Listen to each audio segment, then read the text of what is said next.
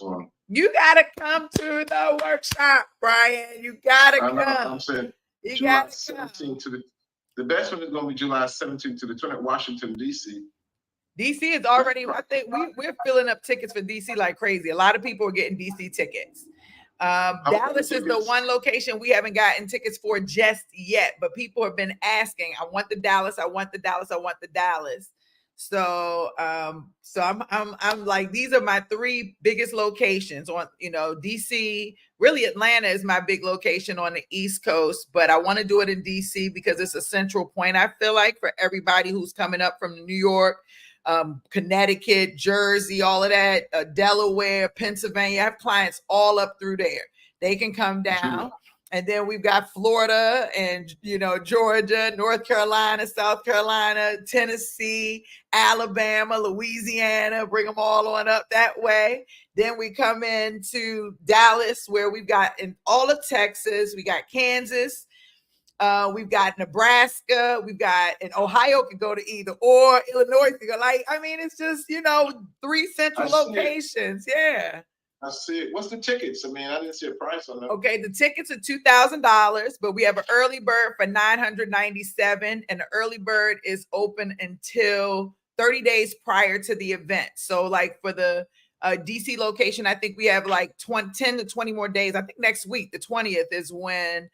So let me pull open, because I think I'm sharing. Hold on one second. You can't. So let me see. Hey, y'all, everybody, and we're here. We're live. Let me just put this in. 1 second. There we go. I'm going to go in. So tickets are, there we go. And let's get into, I've got all of these screens going on. Okay, there we are. So we have our three locations, and that's what I want to go through the agenda a little bit today. I want to open the lines for everybody who has, who's coming in here because they're like, okay, I'm running my business, I need help.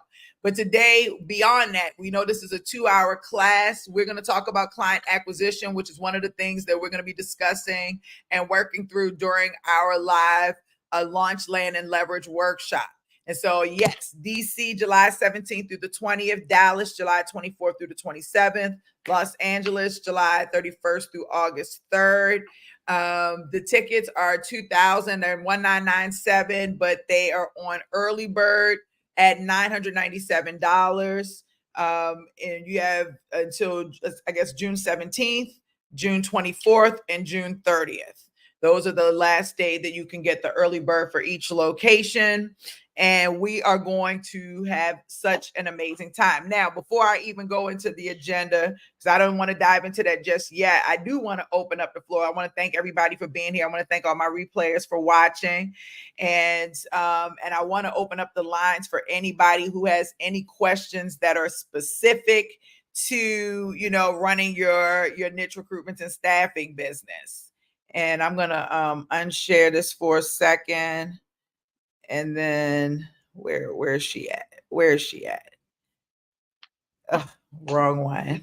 This is CC, and I know you're gonna be like, really? Are you asking that question? Before I even start. Question. Okay. So I have set up my business to be direct hire. Okay.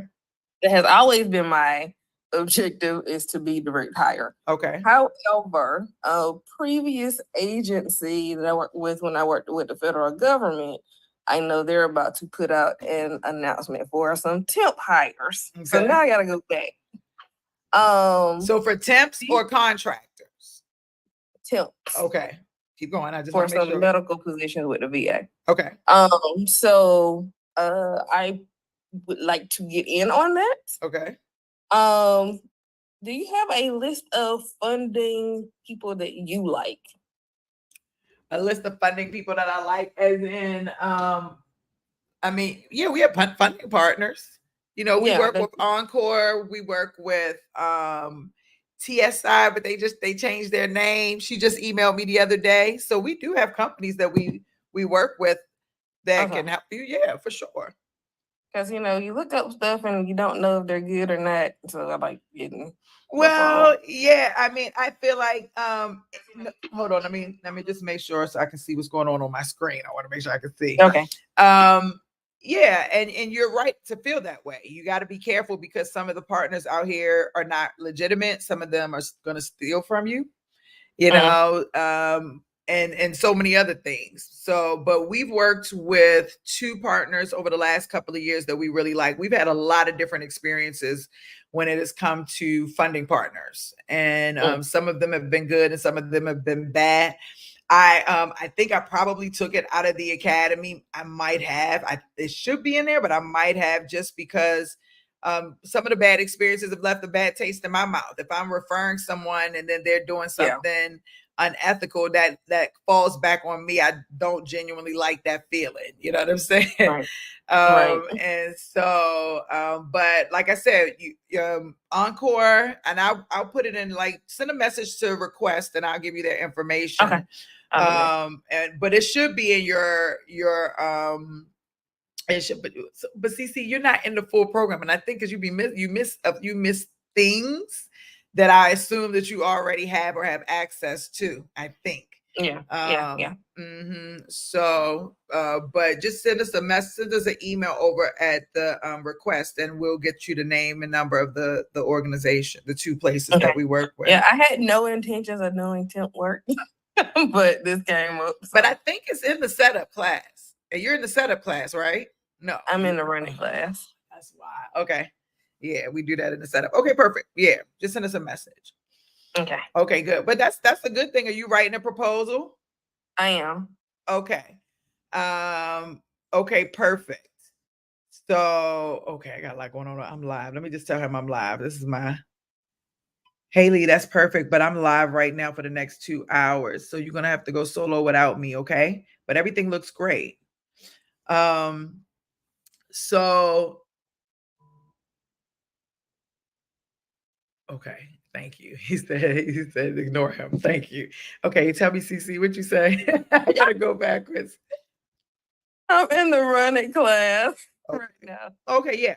So, I'm going to submit a proposal when they actually open the solicitation. So I already know the core and everything. Okay, perfect. So it's easy, but I need to make sure I got all my ducks in a row for that. But like I said, I had absolutely no intention of doing temp because I knew it was going to be extra.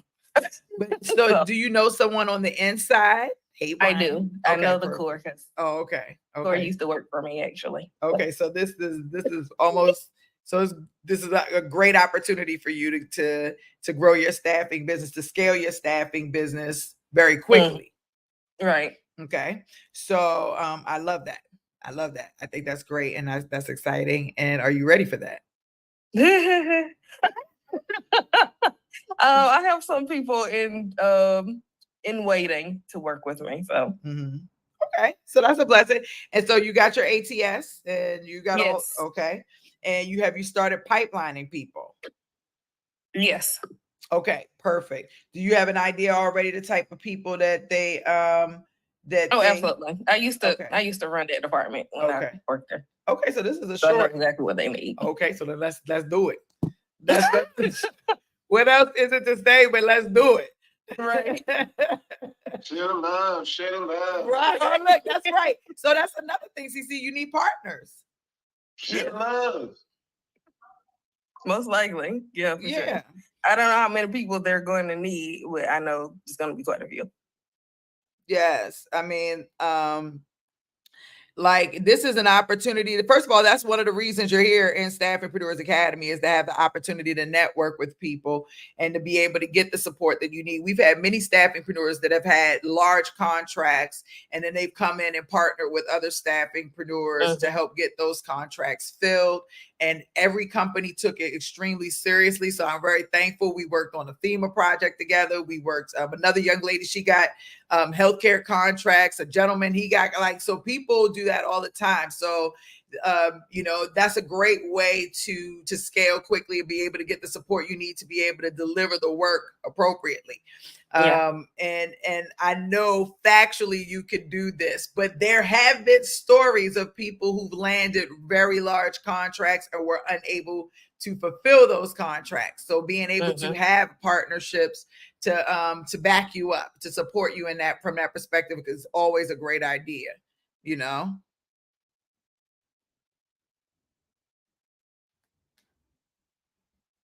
I just put my email in the chat. Okay, perfect.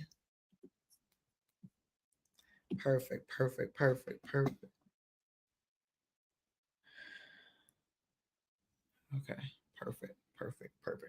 Okay. That's great. All right, let me look at the comments because I didn't even see what everybody said in the chat. Hey, sister. She was saying for real though. I know you were saying for real though about the funding companies. I know you've been on the journey with me for so long. We've had so many crazy experiences with funding companies, have we not? I don't even know if she's there, but I know she would attest to that. I'll say that. Brian says, I would love to see the template on writing a proposal. Okay, and then CC, okay, put this stuff in. Okay, perfect. CC put her email in for y'all want to connect. Dr. Castle made it. Oh my God. Whittling, what's going on with you? Hey. How you doing? How are you? I'm good. What's going on in your world? Tell me about the business. I want to hear everything. The business is going. Okay. Actually, we've been staffed them sometimes, not all the time, because staffing is very hard right now to keep up with staff. But we talked to them about the renegotiate the rates. Okay, wait. So let's stop. Let's stop for a second. Let's stop. So first of all, you have to catch everybody up because you've been coming on here for like 2 months. You and your husband, trying to we trying to get this thing going. I think it's good to announce that you got it. We already sent 2 checks out. We already paid 2 staff. Go. That's what I'm talking about. Come on. Yes. She downplayed it. Don't downplay it. Actually, we know this was never going to come true. Yes, at the beginning, because we say, hey, is it going to be true? Are we going to get a contract and things like that? But since after some failing interview, so we got this contract. It wasn't the best. Typically. Yes, but I keep talking to the administrator. We keep talking, and she said, well, they know you're new and things like that. We tried out. So actually, they asked us to set another price, to renegotiate the price. Okay. And actually, they asked us to do some block schedule or do travel. Okay. Yes. So we are negotiating price for travel. But we don't know how to do that yet. Okay, that's okay. Keep going. Yes, and then they have other places. They say after we negotiate the price, they're gonna ask. They have 3 because they have 4 locations. We only on 1. Okay. They say after we negotiate the price, we can staff the other places. Okay. That's amazing. So what are the other places? Are there other states where we need to increase the insurance? They're right here in Massachusetts. They're close to me. Okay, this is amazing. I'm so excited for you. So are y'all fired? How's your husband feeling? He's crazy. I'm sure. And guess what? We already interviewed 2 of the recruiters. Okay. Because to you get need more help. Staff. Okay, because you need help. It's time to start increasing your staff. Yes. Whittling, you are doing so amazing. I'm so excited for you. Oh my God, I'm so happy. so happy I have you. So it's been 2 years since I wanted to get your coach, Yeah. but I couldn't afford it that time. Okay. I went back to you and you said you will help me for some reason. Yes. So here I am. Yeah. Sending stuff out already. Yes. And we already sent 2 paychecks. So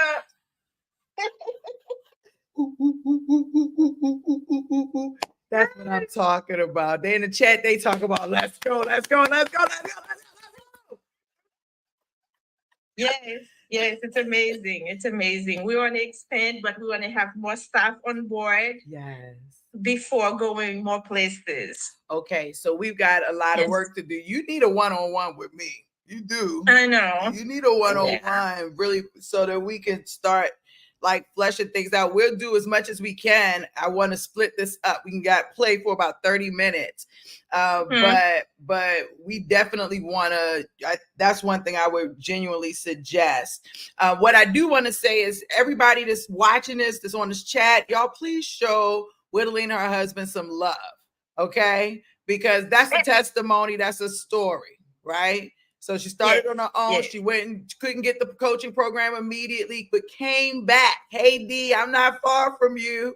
You know, would you be open to? Or I don't know how. I don't even remember the conversation, but she said, I helped. I'm thankful that I did help, I guess.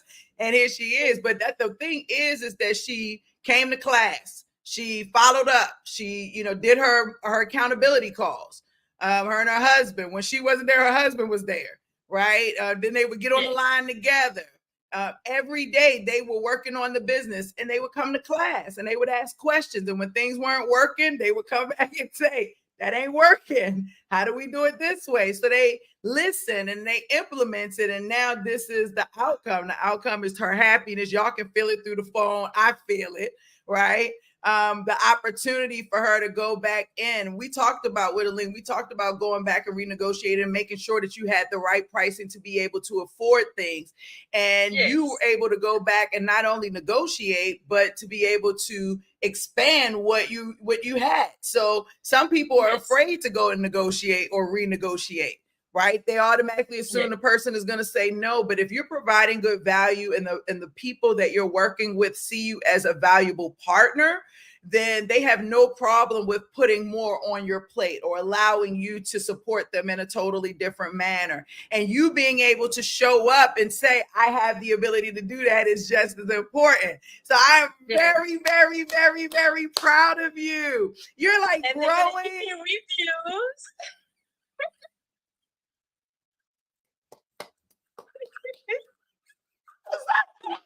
Right at the screen. This is so awesome. Okay, tell me. Okay, what else? I'm gonna start getting excited. You tell me anything you want to tell me.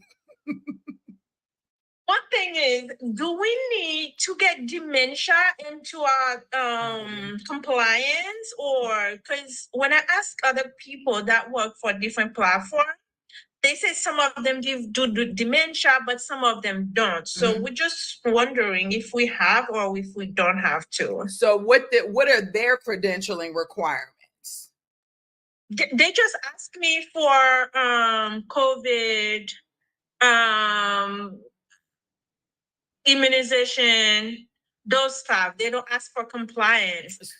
So if they're not asking for that in particular, then it may be no. Like, I don't know unless a specific state has that as a requirement, but I don't believe that's the baseline foundation. Now, for you, if you want to ensure that each person has that, and then you're raising the standards of the people that you're placing, and that's something that you can use as a differentiator, right? You can say, listen, with every one of our people that we put out there, we make sure that they have these types of certifications, or they've taken this type of assessment, and all the scores are such and such and above, right?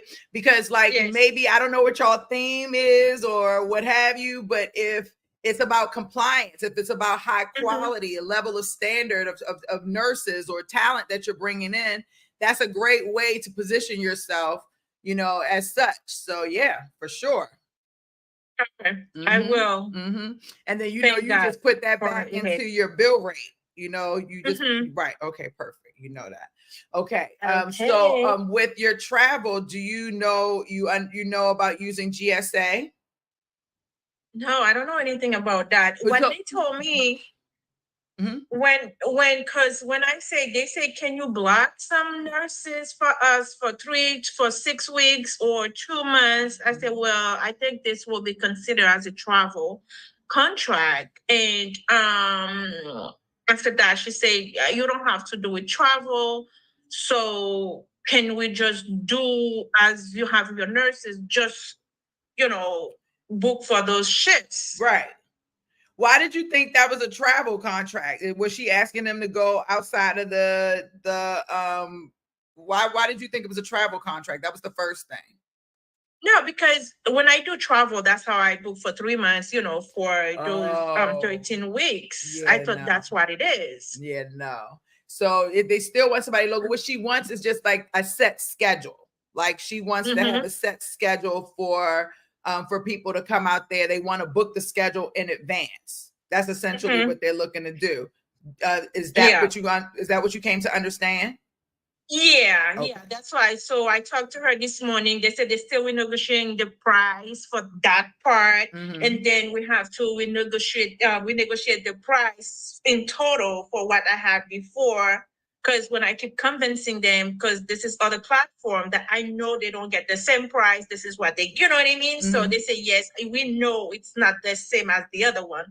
We want to make it, like fair to, as compared to the other one. I said, yes, that's fine. But for this part, they told me, can we negotiate and then use that money to cover this for the staff so we don't have to go to travel part? I said, I'll get back to them. But do you have staff locally? Because if they're having I problems, have 3 staff ready for them. Oh, I Okay. have staff. Okay. And how many do they need? She at that time they need 3. Oh, okay. They need for 7 to 3 and 3 to 11. Okay. So she told me right now they need 2 because they already have 1 from a different agency. Okay, so we need to hurry up. Yeah, so that's that's I'm trying to get more money, but they say other platform, this is what they do. They just go with, like they just send their staff for the particular hours, but they don't do as travel. I said, okay, so let's finish, we negotiate that price, and then we can. So it's just per do diem. that. It's just per diem. It's shift work, but they want you to have they want you to allot those people. They want to basically guarantee those shifts. They're basically Right. So do you know what you're doing? What is your next step? What is your next step? Because time is of the essence. So what is your next step now? Basically, I have the most person sending them stuff compared to other platform that they have that's been there for a while. So they're waiting on me, and I'm waiting on them for the final process for the money. And then we can. When you say the final process for the money, meaning from the funding company? No. From them, like from the final price. Paying the invoices. Yes. Okay, Yes, that's yes. right. Hold them to the fire, baby. Let me tell you, because I have a staff asking me, do you want to do the stipend and things like that? I don't even know what to do with those things. Not yet. But I mean, they're not traveling though, correct? No, but they say either way, if they're okay with the money, I can do however I want to pay the staff. Right, but you don't need to pay the staff a stipend if they're not traveling. Okay. Right. So that's only when you're getting, and they're telling you they don't want anybody travel. They just want local people to come in and to work a lot of the amount of shifts. So we're not even talking about travel. So no, the travel, it could be like local. Right. Everything's gonna be local. You got 3 people local right now. So all we need to do. So what money are you waiting on? That's what I was trying to figure out. The first thing I was waiting for the travel. That's what I sent them for the invoice. Did somebody already travel on invoice and I'm missing that? No. I don't mean the invoice. I mean the contract. The contract. Yeah. Right. But she said she don't need travel. Yeah, they told me they don't need travel, but either or I can do whatever as long they have those shifts covered for the 6 to 2 months, the Right. 6 weeks to 2 months. But what are you waiting on now?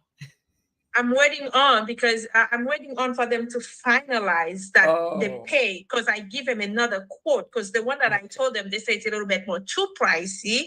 So now I give them another quote to see if they, they say they will talk to me later about it. Okay. So that part, if they said, well, they don't need travel money, they say it's too much what I asked them for, they say we can now renegotiate the normal price so I can have them block the schedule with that normal price without the travel. Yeah. Part.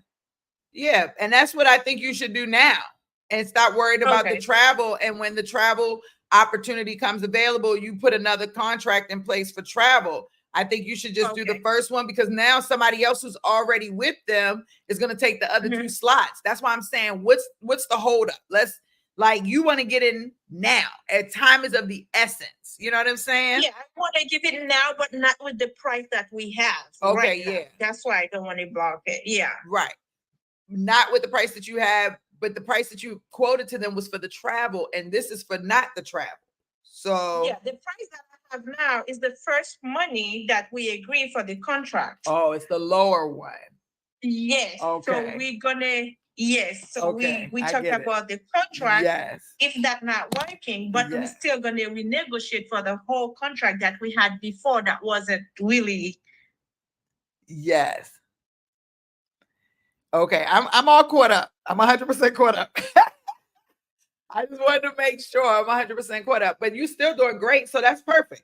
So now we're negotiating a new contract and and you're making sure. So the new contract that they have right now, I just want to confirm, is the one regarding travel. Do you need to put another contract in place right now that doesn't cover the travel, but is not at the low rate that is there, or did you already do that second part?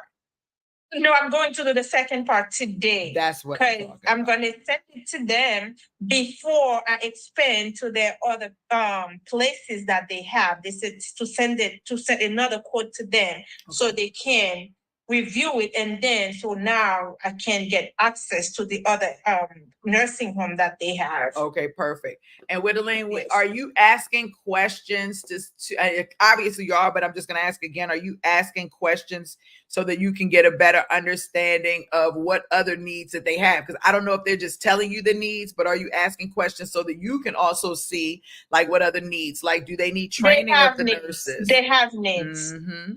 What about training and different things like that? I don't know how your business infrastructure is fully set up because you're not my one-on-one client, but you're my coach. You're in my coaching program, but you're not my one-on-one. So I don't know if you offer training or anything like that. Hey, Lauren, but is it, is there an opportunity for there? There's also an opportunity to offer payrolling, right? So I want to just make sure that you're looking at things from a larger perspective.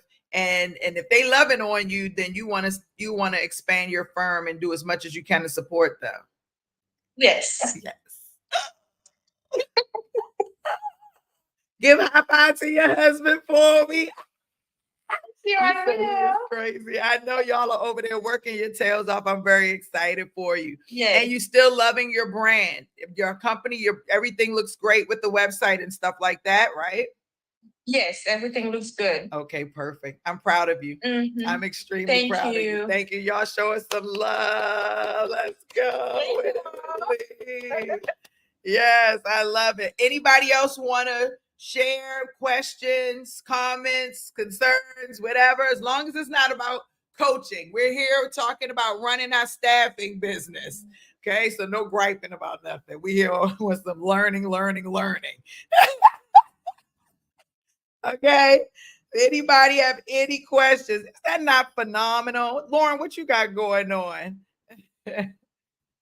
Hey, what you got going on? I just was stopping in, to be honest with you. I kept saying I'm gonna try to do better to join on Mondays. But yeah, so I'm at the beauty shop getting my hair done. I'm going to St. Thomas on Thursday. So same old stuff, but business is moving. Okay, perfect. Working on some government contracts and put in my first few little bids. So Okay. that's that. I love it. Doing your thing. I love it. That's what I'm talking Yes. about. Okay, well, stay by. I'm here to support you as always. I love Yes. that. We got one person online. She said, my name is Jean. I'm chiming in from Connecticut. My niche is staffing group homes, nonprofits, prisons, and schools. Focusing on mental health. Is this area profitable? I would say any area when it comes to mental health is profitable, right? Any area right now is definitely profitable. But it really, it's just about you being able to sell your business at the end of the day. Everything in healthcare is lucrative. I do feel like there's some areas of healthcare that are a little more volatile today. But they will not be like that. I am slowly but surely seeing them convert and come back around. Post-COVID in the healthcare space in particular, we've had some instances where a lot of facilities are kind of like, I don't want to deal with agencies, and hospitals are trying to get agency out, but that's slowly leveling out, right? They're starting to realize the value of what third-party agencies bring to the table, and we're starting to see more and more people come back around with contracts. Now, negotiating those rates and getting them right is definitely going to be the thing that you're going to have to work on. We're going to spend a little bit of time, probably about 2 hours at our live workshop, going over negotiating, actually doing role play around negotiating so that you can get it right. One of the biggest challenges, the biggest problems that I see with staffingpreneurs and landing their first contract is underselling yourself, right? Your rates are not high enough. And I believe it's because you think you're new, that you can do that, or that this is your first time, but they only know that if you tell them that. And if you tell them that, they take advantage of that. So don't tell them that, right? You don't necessarily have to tell them a lie, but you don't necessarily have to say that this is your first time either. So carry yourself in a confident manner so that when you put your pricing out there, people understand that that's your pricing. It's very interesting. People are supposed to negotiate, but they don't get to question your pricing and why it is. The only thing they can do is say, hey, that price isn't for me. And you two can decide collectively whether or not you want to negotiate that price. But when you're negotiating that price, don't undersell yourself. Don't take it to the lowest rate possible, right? Even if you have a high and a low of what your range is going to be, don't take it to the low or below. Drop it down incrementally so that you can give yourself more opportunity to win. You need that money. You need those funds to grow your business, to scale your business, so that you're not a prisoner to your business, but you can hire people to help support you to grow the business, and you can work to grow the business collectively as a team, versus you being a solopreneur, just doing everything on your own by yourself. You know what? It doesn't have to be that way in real life. I mean, people are out here getting up every day wanting to support your business. And so this is an opportunity for you to grow your organization and to really put you where your vision is of your staffing business. So talking about this conversation is a big deal. Okay, it's a big deal. All right. Anybody else? When is it, Dee? When is what? I see Washington, D.C.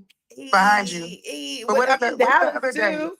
I'm in Dallas too. When is Dallas? Hold on. You better come see me in Dallas. I'll be right down the street from you too. July 24th through the 27th. Hold on, I'm about to share my screen. Okay. I'm about to share. I see you over there, fancy. Hey, come on with it, baby. I'm doing it. Yes. Okay, there we go. So this is today's conversation. Welcome to the Staffingpreneurs Academy Launch, Land, and Leverage Live Workshop hosted by Coach Dee Williams. That's me. We're going to be in Washington, D.C., July 17th through the 20th, Dallas, July 24th through the 27th, Los Angeles, July 31st through August 3rd. It's going to be everything. Don't get that twisted. Everything. And y'all know this is my very last live event for staffingpreneurs unless some major traumatic thing happens, right? And so what I did was I put the agenda together for y'all because I thought, oh, maybe they want to know what we're going to talk about during this, what we're going to be doing during the workshop. Today, I went over the agenda with the day one agenda with the setup class. And that's what we are really focusing on day one. Now, some of you are going to say, well, Dee, I'm already set up. That's why I'm in your running class. Yes, but one thing that I've found through my years, I've been coaching and training staffingpreneurs officially since 2013, a lot, but I'm still training and coaching before that. But the big pattern that I've seen is that most of you who are in the running phase, your setup is not fully foundationally set up. Even when you come through the course, people skip things. And so the things that they skip are typically the things that they don't understand, they don't know how to do, they're afraid of doing, or whatever the case may be. But those are some of the most important things that are keeping them from seeing the success that they want and need to see in their business when they're running it. So being able to come into day one of the workshop, all you're doing is saying, do I have everything in place? Is my full infrastructure set up? And is there anything that I need to tweak? Is there anything that I can expand upon? Is there any way that I can make my business better? That is what day one is about. So you're shutting your calendar down in your business or you're taking off of work. You're putting in them sick and vacation days to come invest in you and your business. And we're going to talk about laying down the foundation of your business, making sure that you have clear goals and established budgets. Now, I'm going to use Whittling for an example. She's growing now. She had this idea. She worked hard to get it off the ground. Now she's actually got it off the ground. She's moving forward. We've got to make sure that that vision correlates with what she's doing right now. Otherwise, she's going to grow a business that's going to grow like wildflowers. No trimming around the edges because there's no real vision of where the business is going. So we've got to make sure that vision is clear. We've got budgets, so she'll know how her organization is structured and set up. All of those things we're going to discuss at the live event. Now, we're also going to go over themes and differentiators. Most people don't have a differentiator in their business, nor do they even know what a theme is if they have one. And because of that, they are trying to sell to employers, right? They're trying to go in and sell to employers their services. Can you believe it? Their services. And while in some instances it makes sense to do that, in most instances you're going in and you're building the relationship to get to that point. And so how do you do that? You do that through your differentiator. You do that through your theme and the awareness that you're bringing to the industry, right? This 100% ties into running your business. It 100% ties into client acquisition. And so much more. So it is the foundational work that we're doing to prepare for day two, which is the run it portion of this live event. Really, really, really cool. Then we're going to talk about expanding your service offerings and your revenue streams. Right now, we're in a crazy environment. Some people say we're in the R word or recession. I believe that. Right? I've been watching videos and seeing it hush hush on the news, but I believe we're definitely there. When the economy is moving this way, it is always a good idea to have more than one revenue stream happening. And sometimes that's not so easy to do while you're actually running your business. So at the foundational level of your business, we want to go in. Once we have a good understanding of your differentiator, your theme, we have goals and budgets established, we can start talking about what other areas you can tap into to expand your service offerings. This is why you want to come to this event. And we're going to pull back the layers on what you offer in your business now and what your market is looking for to define what else you can actually implement. And I'm going to tell you the one thing I'm going to have everybody thinking about is learning and development and training, compliance training. Your industries need that 1,000,000%. You are a form of HR talent acquisition, organizational learning, professional development goes with what you do as a staffing agency. It's a no-brainer. And if you can take that off their plate, if you can offer that assistance, that's great. And we're going to talk about it. And I'm going to show y'all how y'all can do that directly through Reskillify, the platform you're already on. So that's really awesome. Then we're going to go in and we're going to focus on just streamlining processes from a large perspective, looking at your org charts to make sure that your organization is set up the way it's supposed to be. And then as we do those things, strategies will come out of that, and we'll start to tie those strategies into what you have in your brand. Okay. And then we'll go through and do a session where we look at everyone's brand to make sure things are where they need to be and guide you to what you need to do with your brand. We'll close out the day and start preparing for the next day. Day one is foundational training. It's going to be a very long day, but a very eventful day. Got lots of amazing things going on there with that. We have a couple of projects that we're going to complete on day one as well to prepare for day two, because day two, we have special guests coming in. That's right. Day two, we actually have hiring managers coming in to our class to talk about what they're looking for in staffing agency partnerships. We did this in New Orleans in our live boot camp some years back. It was a total success. While we won't be bringing the same hiring managers back, the goal is, and we're confirming just a few more people, is that we have hiring managers from a number of industries so that you all can have different perspectives. This is going to be so freaking phenomenal for you to hear it from the horse's mouth, also to be able to build those relationships.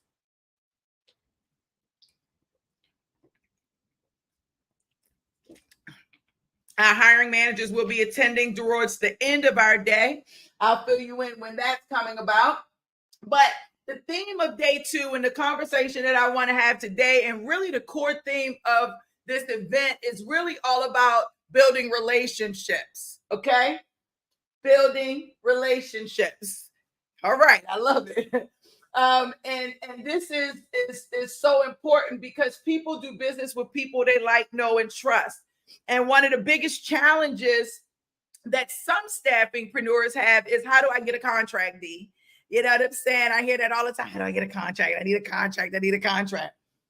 And I mention quite often that many people actually wake up and think all I've got to do is call a customer and say, I want to offer you my staffing services. And then they're supposed to say, oh, okay, well, let's put a contract in place and let's just do business.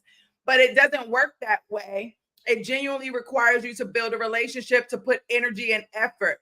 And you're going to put energy and effort in a number of layers, right? You're going to put energy and effort in acquiring the client, their contact information, actually connecting with them to get just, yes, I'm interested in the conversation, continuing to connect with them by building the relationship, and then actually converting that into a signed contract, a lifelong relationship, hopefully. And you know, you all creating lots of impact and making lots of money, right?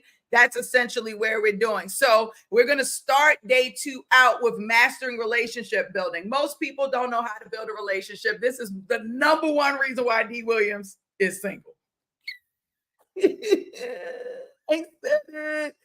don't know how to build a relationship. They want to just dive right in immediately. So disgusting, honestly. It's really disgusting. But somebody like me, okay, I need the relationship, okay? I need the friendship. I need to know that you're somebody I can connect with. I need to be able to trust you and to know that we ride or die with this thing. Whether that's my mom, my children, my dog. I don't have a dog, but if I did, it would be the situation. My spouse, my clients. I told y'all I don't want nobody coming to this event who ain't serious. If you ain't serious, don't come to my event. I don't want your money.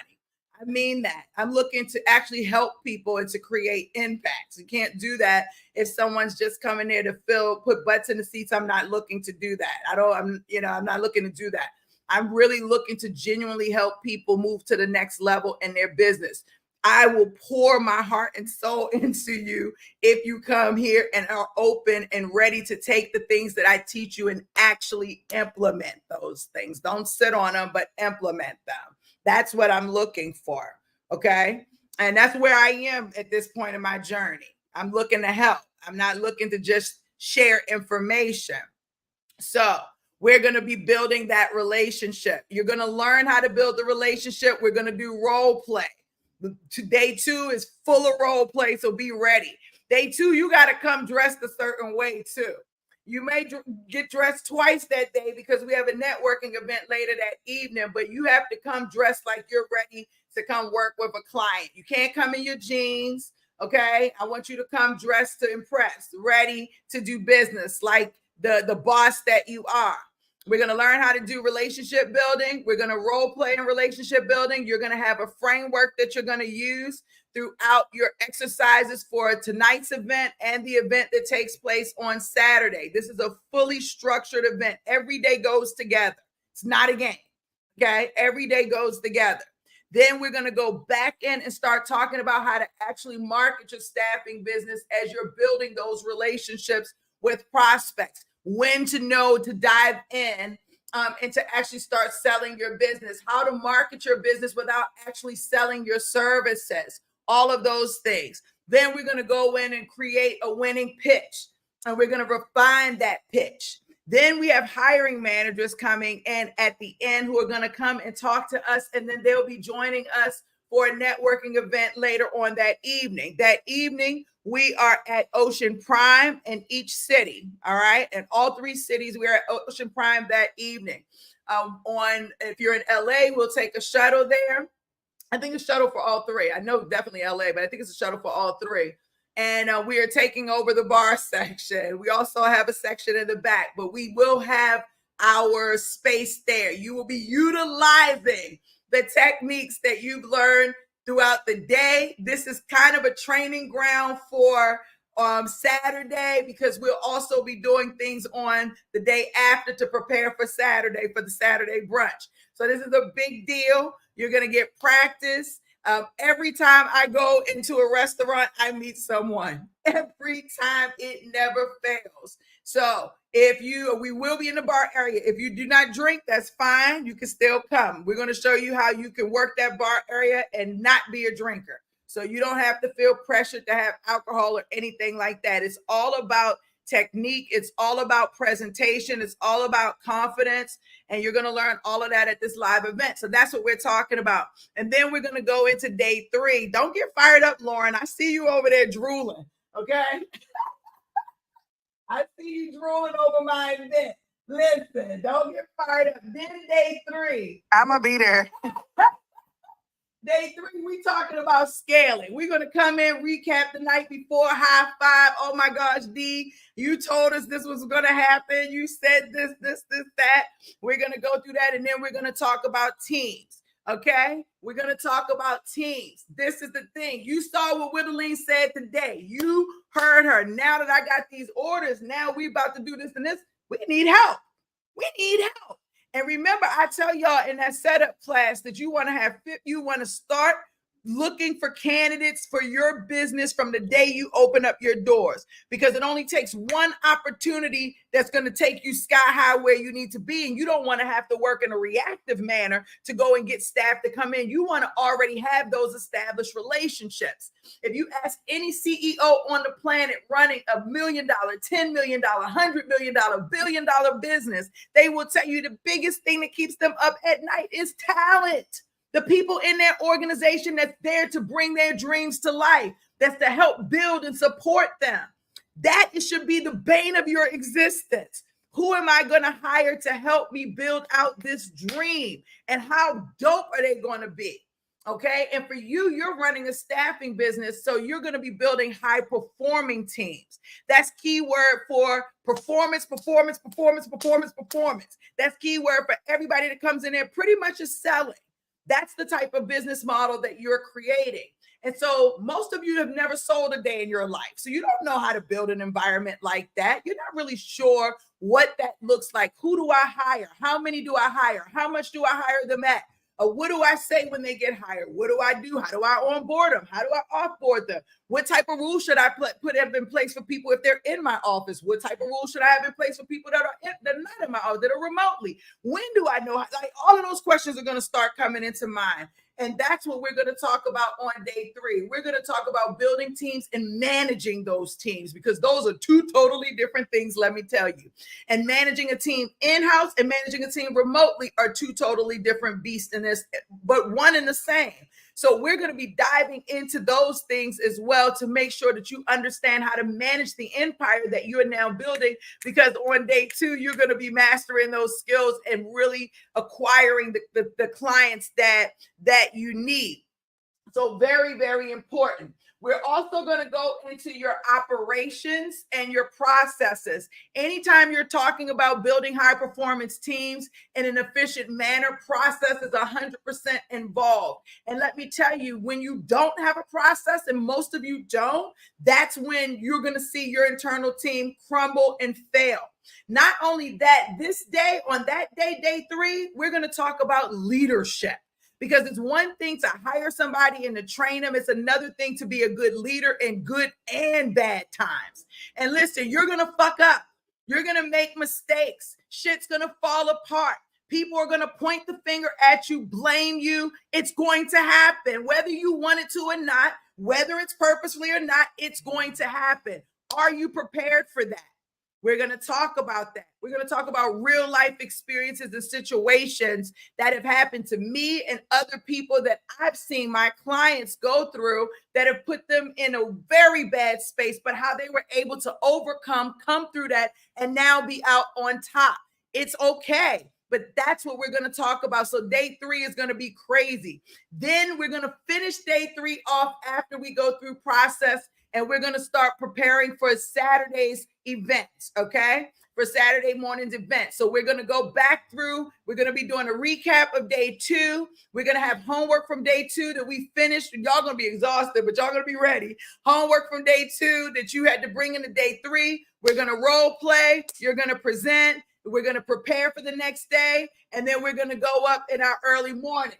Now, listen, if you're in right now in LA, on day 4, we're going to do an early sunrise motivational hike. Okay. It's going to be a motivational hike. We're going to hike. We're going to spend a couple of moments at one with our universe. Okay. Raise our vibrational frequency and prepare for the day. All right. Then we're going to go back to our rooms, change. And then we're going to come back to our networking brunch where it's going to be fly, fly, fly, and fly, fly, fly, fly. Now, if anybody was in our LA event last year, we took over the rooftop of the W Hotel. We had the pool. We had the cabana. We had a fire pit. We really went ham. That is the goal again in the LA location, Dallas and DC. I'm still planning, but you already know I got something fly planned for us. You want to come back to brunch, dress nicely. Our brunch will be themed. You will get all of that information once you sign up with what the theme is, so you'll be prepared. The theme will be different for each location, so just know that. Here, when in there, we're going to set up before everyone comes in. We will go back into our learning space to prepare. We will have things that will happen, and you'll see, I can't tell y'all everything, but the things that we practice and put together, we'll actually be putting them into play there. Each of you will have your own role in being a part of the networking brunch as in a position. You'll learn more. I'm so excited. And so you'll do something in the networking event, and then we'll go in and have our networking brunch. It's going to be pretty awesome. There will be people buying tickets to attend the networking brunch that are not a part of the Staffingpreneurs Academy, that are not a part of this live event. We will be selling tickets separately for this event. So there's going to be lots of opportunity to network with people professionally. Okay, so this is a very big deal. Y'all are going to see me marketing the networking brunch. So when you see me marketing the networking brunch, please like the video, type underneath, I'm going to be there, so that we can increase the amount of people that will be there and increase the amount of opportunities that are available for us to network. This is a professional networking brunch. So we don't need Pookie and Ray Ray and cousin whoever twerking. We're not doing that. Okay. I'm just putting it out there right now. I already see some thoughts and heads, and no, this is going to be a very professional atmosphere. So get ready for that. Okay. Understand that people do business with people they like, know, and trust. Networking is a critical tool for every business leader. for every business leader, okay? The connections made during this brunch can lead to new client relationships, mentorship opportunities, and strategic partnerships. Each interaction has the potential to transform into a valuable business asset, supporting your goals and helping your business thrive in a competitive market. Please do not miss this chance to strengthen the connections you've started and establish new ones in a relaxed, productive environment. Our networking brunch is designed to complement the intensive learning of the previous days, ensuring you leave the workshop not only with the knowledge, but with the network that supports your vision. This is my very last. Let me just get my face up on this screen, because I know I need to, like, this is my very last live event. If y'all have not attended a Dee Williams event, my events are always very, very, very dope. Okay. They are very intensive. They are worth probably more than what you'll ever pay for the event. I don't know how to explain it. If anybody on this call has ever been to a Dee Williams event, will you please stand up and talk about your experience at a Dee Williams event? Anyone? Okay, you can raise your hand, sister. You want to come on in? Let me see. You can share. Okay, she says Whittling says she's trying to make it to DC. Come on to DC. Come on. I think, sister, the line is open for you if you want. Y'all laughing at me because I said no twerking. I ain't playing. Not playing about that. Y'all know when we get in the brunch, y'all already know how that thing get when that music start popping. We low key, okay? Low key. Okay, you should be able to hear me now, I right? can hear you now. Go ahead, Okay. sister. Thank you so much. Yeah, so these events they're just phenomenal when it comes to hands-on and being in person and be able to get your questions answered and to be able to get a visual of what you are doing. She goes so much more in depth, of course, because we have that time. Time is available in that moment, and we can really grasp with the interaction of everybody. And the networking events are always dope. So yeah, I'm just trying to figure out which one I want to go to now. I'm definitely going to be to the LA. Okay. But I think I want to attend one in advance, one of the others, so that I could kind of really absorb everything. Yeah. And because LA is gonna feel definitely a little bit different. It's gonna feel more retreatish. Yeah. Even in our venue is very different in LA than the other two venues. The other two venues in LA are business settings. DC and Dallas are in business offices. The one in LA is more of a retreat kind of setting, right? Mm-hmm. So everything about the LA event is going to be very retreats-ish.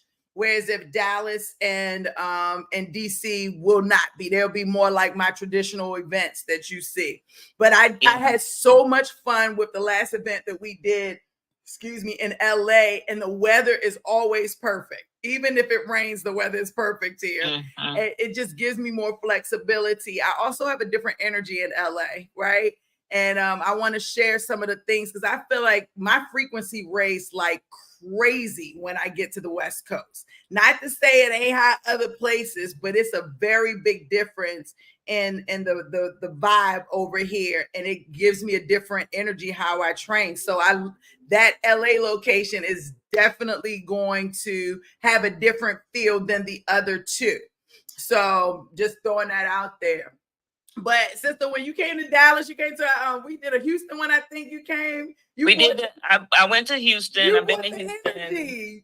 I did the New Orleans. And you did Puerto Rico. Yes. Yeah. We did Puerto Rico. Yeah. Almost definitely. Puerto Rico was dope. I think Yeah. we really should have did our last live. Should have been overseas somewhere. That's what we should have did. So I'm just trying to figure out. I also read if we get one in the DC or the Dallas, the LA is included. Yep, you can go to LA if you do one of the other So locations. I'm trying to decide. Now I gotta just kind of like really look and strategize on because I'm already going to be in DC when you come. Okay. Yeah. So I just need to look and see what I'm gonna do. But I'm coming. I'll make it final today. All right, Yeah. let's do it. I love it. I love it. I already have my ticket for LA. I knew that was a given. Okay, perfect. But I the other two I've been just kind of like, okay, which one you want to go to? Yeah, trying to figure out.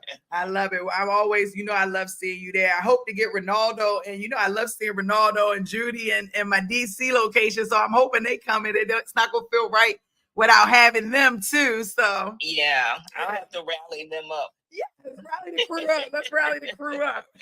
Let's get the crew rallied up. Dr. Castle said, Whitley said, I'm trying to make it to DC. Dr. Castle said, LA sounds like the place to be. All of them are going to be fire. Like, I'm bringing the fire everywhere I come. So there's no question about that. They're all going to be fire. But I want you to come to the place that makes the most sense for you. I want to see there's my stream. Y'all see if I have any questions. Any questions? I do, B. Yeah. Hey. Okay, so if you buy one, if you go to one or if you go to two, you get the other one. I'm confused. If you get a ticket, if you get a ticket in DC, but you want to experience the retreat version of it of LA, because LA is going to be probably the largest location. We have the most space in LA, right? And I have a little bit more flexibility in LA than I do in the other locations. So I opened it up and said, okay, so if you get a ticket for DC and you come to the DC location, or you come to the Dallas location, then you can come to the LA location. You don't have to pay for you don't have to pay another ticket price for the LA location. Okay. Yeah. All right. Yeah. So that's what she's talking about. I love that. Okay. Yes. Thank you. But y'all just remember that they're back to back though.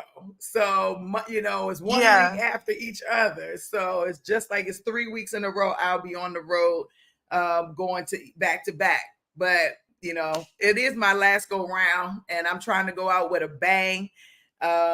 Like I ain't never gone out before. So I'm very excited. I'm putting together little special trinkets and, ordering ish and just trying to make sure that it's going to be the best event possible.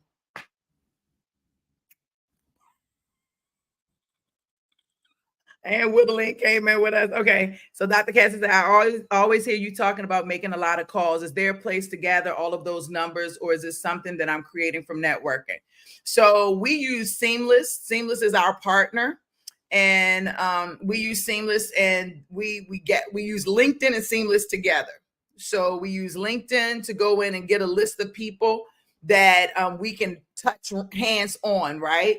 And then we incorporate that in with Seamless, because LinkedIn doesn't provide contact information, but Seamless does, and they have like an extension that allows you to pull your list on LinkedIn as well as get the contact information. And then you take that and you put that into your applicant tracking system.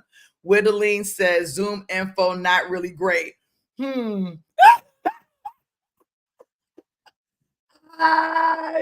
Whittling, can you talk about that a little bit? Because I was asking you in the beginning.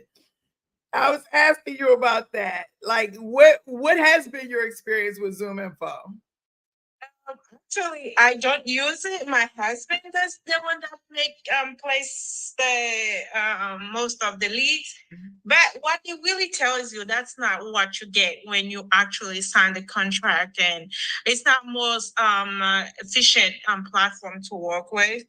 They have a lot of things that bounce back, and when you call them, or placing a message to them, they're not really available at that time. It's just not the greatest as they market this platform to be. We don't find any results. And if you send like you send leads, most of them undelivered. it's just not what we thought it was, and which is that an expensive platform like that, I don't think, and we will not renew with them at all. That was not really a great result with them. Yeah. Yeah. That's the story I've heard. I don't know that. I haven't used them, but I've heard a lot of people come back and say that. But in their defense, I don't know them, Mm-hmm. but in their defense, I think with most platforms, you're going to have somewhat of that experience. And I talk about Mm-hmm. this a little bit, but just hear me out on this. Like, think about it. As many people that are born every moment of the day, that's as many people that are dying every moment of the day. And so imagine how many people are dying every day and now their email addresses don't work. Mm-hmm. Imagine how many people are getting fired every day. Imagine how many people are quitting every day. Imagine how many people are being promoted and moved to other parts of the company or other divisions. Imagine how many security breaches are happening and they have to change everybody's email addresses to protect the data of the companies.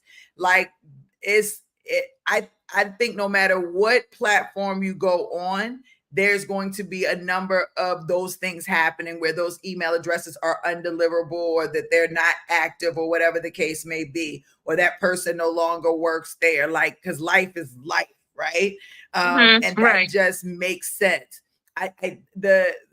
So just keep that in mind. And I'm not trying to defend them, because I've heard a lot of people say that's not a great platform. But I work with Seamless. They're my core partner. They're not paying me to tell you this. I'm just telling you that's who I've used for years. I've worked with Lucia, Contact Out, Easy. I think it's called like Easy Hire. I've worked with a lot of the companies that have the data, and all of them have a number of data that is not good, right? It's not good. Yeah. But the thing is that it's a numbers game. You've got to just push out as much as you can. Expect that there are going to be things that aren't going to be undelivered, but don't stop using it. Don't stop, utilizing the leads because you paid for it. Don't stop, because it only takes one person to connect with you to change the whole game. And you've already experienced that. You know what I'm saying? Yes. Yeah, so we're not trying to get everybody on it, because we can't even handle, we can only handle but so much at this point in the journey. All we need is one amazing person that sees the value in us and the work that we can do to partner that can change the whole game. So just keep sending the messages out. Keep sending the messages out, and don't get discouraged when you see, and yeah, maybe you don't renew and you try something else next year. But just always keep in mind, people are going to die. People are going to quit. People are going to get fired. People are going to get promoted. People, people are going to move. It's going to happen. And we can't control that. And those email addresses, you probably just can't keep up fast enough. You know what I'm saying? Yes. So that's the only thing I would say about that. But don't stop. Don't stop. Don't stop. Don't stop. Don't stop. Because if you keep going, you're going to win even more. Yes, definitely. Yes. Dr. Castle is Seamless, SEAMLESS.AI. Seamless.ai. Seamless.ai. Sister said, what do we need to do to prepare before the meetings? There is a, once you sign up, you're going to get a slew of emails, and one of them is going to give you the link to schedule your one-on-one. For everybody who's attending, they get a one-on-one session with me, and we actually go and do a pre-planning session before the event, because y'all know how I am. I'm very specific. So this event will be very custom to the people who are actually physically attending. So that's why we have limited seats, because it's going to be extremely custom. I'll know everybody's niche. I'll know what everybody's goal is. So all of the training is going to evolve around that. And that will support anybody else later on in life if I ever decide to sell the training or anything like that. The replay will be available for everyone attending. It'll be in your Reskillify portal after the live event. So you'll be able to access that there. All of the materials as they're being developed, you will have access there. Again, things are being customized for each person at this event. I think I have my first live, I think I have my first session with someone next week, maybe this week or next week. So I'm really excited about everybody getting their appointments on the calendar, because that'll give me an opportunity to flush the things out the way I need to, so that everything will be the way I want it to be. I'm excited. What else do we have? Any other questions? This is your running class. Lucy, what's going on? We missed each other last week. How's everything going? Just want to make sure. So then I got everybody live. And Brian, do you need help where you are right now? Are you okay? Yes, I do, but I'm here trying to. I said my biggest thing right now is, just trying to, you can say, place a couple of folks here. Going through these resumes. I have a couple of folks that's, looking to do that. So I'm gonna need some help, but I'm listening. Okay, so let me help you a little bit now. So are you pipelining people right now? Yes, I am. Actually, I did about 10, 15 of them a day. That I'm actually, just building a relationship, talking to them. A couple of them, no medical though. Couple of IT, couple of cyber. Why no medical? Excuse me? Why no medical? Because most of the resume I had was on IT and cyber. I have few medical. We got a couple of medical back. I have one that's a remote job that I'm trying to look at employee here. But I'll be honest with you, I'm not saying so much I'm nervous. I think I just try to gather as much information about the employer as possible. That's what the employer, but I thought you were pipelining candidates. No, I'm saying I'm pipelining the candidate, but one particular one, which was my niece, she's my RN in the critical works critical. She's a critical care nurse, and she's been on me to see what I can find. So I was trying to get some employers, just to find some employers to work with. But that's not how it works. That's not how it works. No, but that's not. I understand that, but go ahead. Yeah, because I don't want you to waste your time. I want you to do things that's actually going to help you get the money, right? And I'm not sure who your niece is, but I don't want you to start with her per se, unless you're utilizing her to actually get into an organization, right? I had questions. I'll let you talk though, but I had questions. So you said you had 15 people. Where are you getting your people? How did you get these resumes? Well, these resumes coming to me from their background from Monster and ZipRecruiter. Okay, that's what I thought. Is it coming? Those that we put on our website, we're getting traffic back on those. Okay, but those are good. They're nice, but those aren't the ones you want. Okay. And that's not where you want to put your focus. And I need you to hear me, because it's very important. Those aren't the ones you want, and that's not where you want to put your focus. It's fine to screen them, and you want to screen them if it makes sense. But where you want to put your focus is LinkedIn. You want to go find people, or you want to use those resources to go and find people. Don't wait for people to apply to you, because you're going to hurt your company if you wait for people to apply to you. Okay. While you're waiting, your competitors are going out getting the people that they want to get. Okay. So that's number one. Okay. So don't post and pray. That's exactly what it's called. It's called posting the job and praying for someone to apply. It could be anybody that's going to apply. They may not be somebody you could even utilize. When I post jobs on ZipRecruiter for a salesperson, janitors respond. Like people who would not even qualify for the role. So posting is about branding. Posting is, yes, maybe you'll find the person that you're looking for, but if you wait for that, you're going to hurt your business model, and you're never going to make money, and you're always going to have the least desirable candidates, right? They're not the most desirable, they're the least desirable, huh? Are you saying, okay, so just go out and just get the candidates that you have to. It's a necessity. On LinkedIn. Great recruiters don't use job boards. I'm gonna tell you that now. I'm not telling you not to do that. You haven't gotten to that level yet. So yes, you can use the job board. But when you get to the level of being a great recruiter, you would be damned if you would ever touch a job board.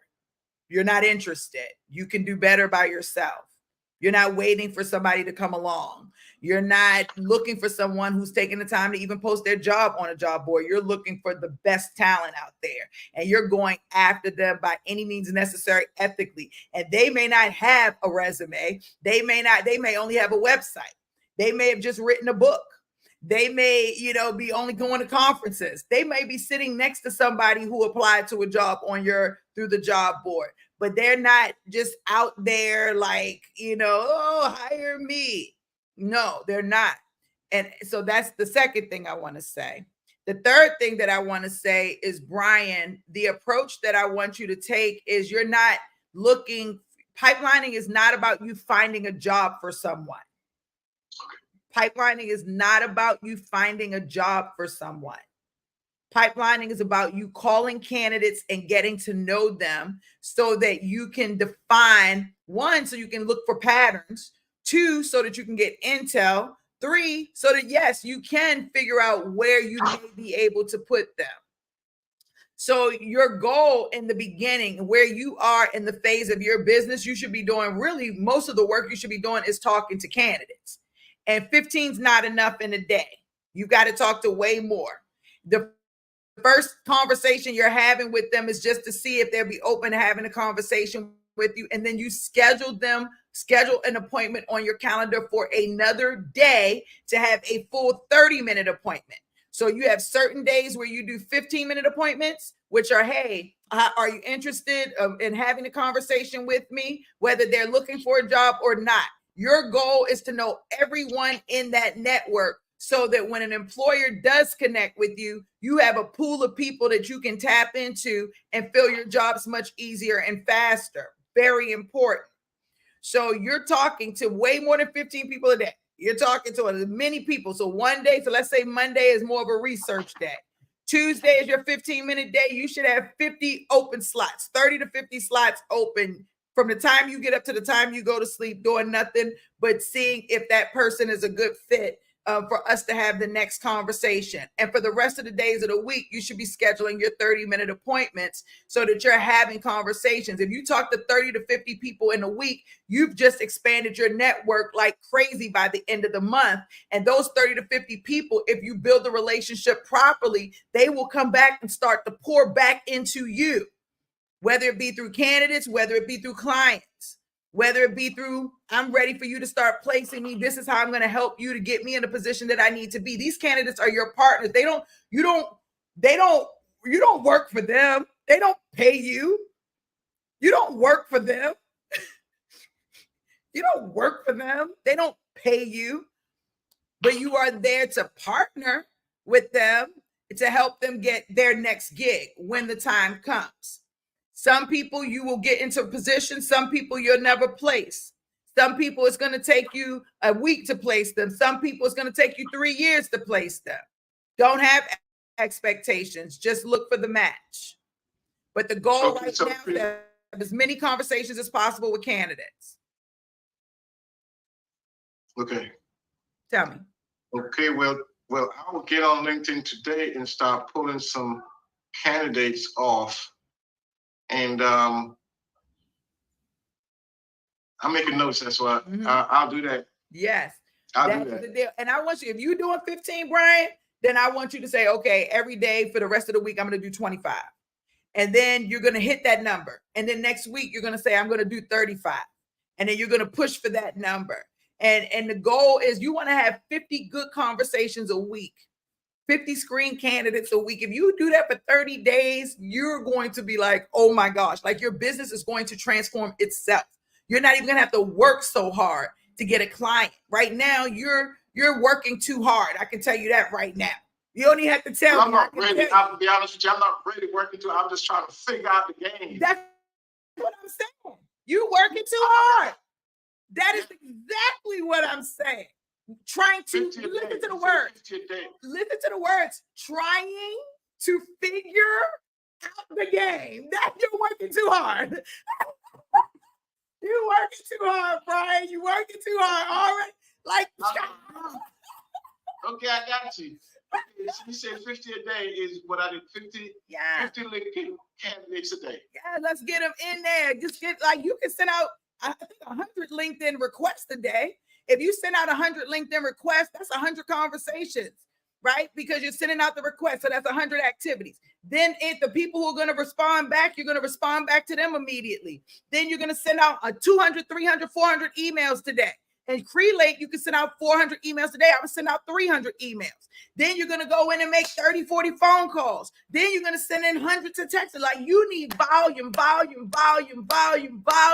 And getting those people on your calendar so that you can start having conversations and you can start screening them and you can start turning those conversations into real relationships that are going to turn into placements, dollars, all of that stuff. But you got to go hand. You got to call those people, Brian, like your life depends on it. Like you have no air left in your body. Got you. Okay, so 20 to 30, you said about 200 emails. Yeah. 200 emails, 30 to 40 phone calls per day. And I'm missing something here. Your LinkedIn invites, send out LinkedIn connection requests. You get 30,000 under your account. I've got 28,000, 29,000. You can send out 100 a day or 75 a day so you don't hit the max. Connect with people. Connect with people in your network, the types of candidates you need. So if you got healthcare candidates, then Monday connect with healthcare people. Tuesday connect with aircraft. Wednesday connect, whatever, however you got your niche market set up. Every day you connect with a certain amount of people and be relentless about it. Start your day that way. Okay, the first thing I do when I come in is connect. I do it on my phone on the toilet. Just keep it real. If I'm sitting on the toilet, that's an easy process to do while I'm sitting on the connect. So now I'm not taking out my work day. I said it. Okay. Now you got that off your calendar. Now you can start focusing on sending your emails or responding back to the people who actually connected with you, introducing yourself. Asking them how you can support them while they're on their journey. Ask them what challenges they're experiencing. Ask them where they are in their current, in their career, where they're looking to go. How can you support them? All of those things are very important. This is where I get fired up. This is when I love recruiting. This is like starting them conversations and building that relationship. You'll be surprised all the things you're going to learn about who's hiring, who's firing, who's great at something, who sucks at something. Like, you're going to learn everything. You're going to start putting pieces together. You're going to realize God been working in your favor the whole freaking time. You ain't even know it. One of them days you're going to be walking around trying to really be feeling the spirit when you realize, oh my gosh, look at how the pieces then came together. I'm so glad Dee got in my ass and told me to do this, because I talked to this person who connected me with this person, and now this, and I knew them from them, and this, and now they need this, and now I got this. Talked to LaCoya Harris yesterday. She's been with me for years. And this girl's killing it in her staffing business. I'm so fired up to see my clients doing great. If y'all listen, I will not steer you wrong. I'm telling you, all right. You got this, Brian. I got this. Okay, high five. Good job. High five. I love you got me. You tore up on me. It's so good. I love it. I love it. I didn't tear up on you. I just poured a different level of love. You know what I mean? I didn't mean it like that. You poured into me, and I'm going right now to get on it. Yeah. I want to see you win, and I believe in you. I do believe you're going to be one of my biggest success stories in real life. I believe you got that energy. So. I had a vision of that. You got that energy. I just got to get the shit right. I just got to get the damn plan. Listen, you got a story. You've got a story. You came over here and started with nothing. You ain't about to go backwards. You about to go forward. So there's nothing that can hold you back from the success that's meant for you. That's the realest thing I can say to you. And I know, just based on your story, based on how far you've come with very little, and how much you've got more than most people have, who you got a whole office, Brian. Like, you are favored in real life. So if you think for one moment you're not about to rock this shit out, what? I'm gonna rock it out. With it. I'm gonna rock it out. I'm gonna rock it out. Oh, no. Listen, get that energy up there. Come on. We already know what it is. We already know what it is. I ain't even worried. Like, you got this, Brian. I know. It doesn't matter. Come on with it, Brian. That's what I'm talking about. Yes, that's what I'm talking about. That's what I'm talking about. To raise that energy up. I'm telling y'all, it's all, and that's what it is really about. And when you get out there and start utilizing that energy, out there, I'm telling you, people are going to connect to you in a way you're going to be like, wow, okay. You're going to start to see it. You're going to start to feel it, and everything is going to turn itself. And I promise you, even if you're at your worst moment right now, if you're at your worst moment, raising that energy will flip the game, and people feel it. Everybody on this call can feel that energy that I'm pushing out there. People can feel it. And when they feel it, it feels so good that they want to connect to it. Now they're like, okay, what do you do? How can you support me? Then you connect. That's how you make those connections, because that's what we're here for. We're here to help each other on this journey, good, bad, or indifferent. We're here to help each other on this journey. Whittling said, amen. Ebony Hall said, Brian stood up. He feeling it now. I know it's right, Brian. Yes, Lord. Yes, Lord. I got it. Sister said, Brian, you're in the process of translating the conversation and state of being from military to civilian. I've been there for sure. So she's really supporting you. She's saying she knows what it's like. Yeah. Thanks, Sister Soldier. Hey, that's what I'm talking about. You're welcome. Yes, that's what I'm talking about. I love that. All right, awesome. Anybody else want to go? We had our last 30 minutes. I don't have enough time to get in the thing I wanted to get in because I need time. But we in our I have one question, Dee. Yeah. One question though. Let me ask you. I don't know if any CEO or whatever, can pick up extra shifts. Because I know I'm available because sometimes, can you do that?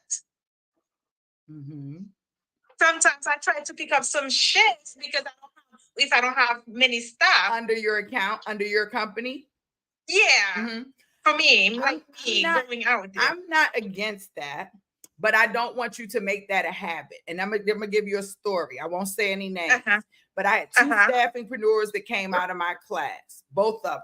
Same time, went through the same training. I worked with them the same exact way. One of them made $900,000 in her first year, right? And she worked shifts. The other one made $3 million and did not work shifts. Okay. Do you see what I'm talking about? Yes.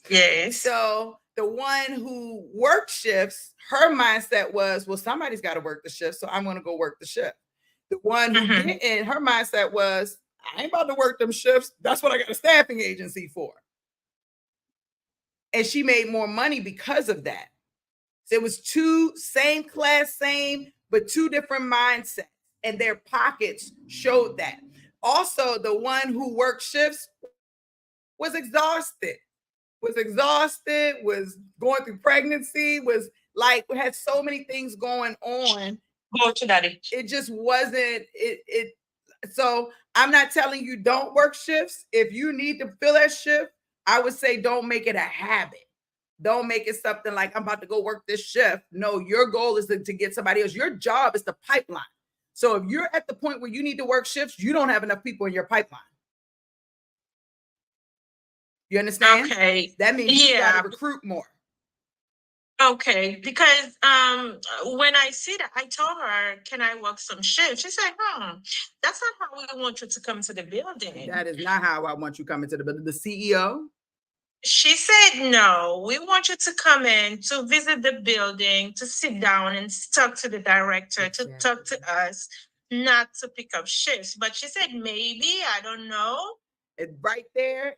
So I'm going to tell you this. Listen. I would have been embarrassed. I would have been embarrassed during that conversation.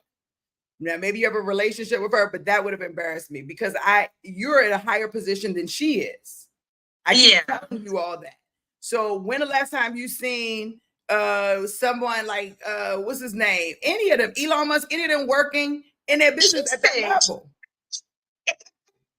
Like when? She said, huh? Yeah. She said, What? I said, you come to the building. I said, oh. Yes, honey. Yeah, Dr. Castle said that's no in a nice way. It's like, why is the CEO working shifts? That's not cute.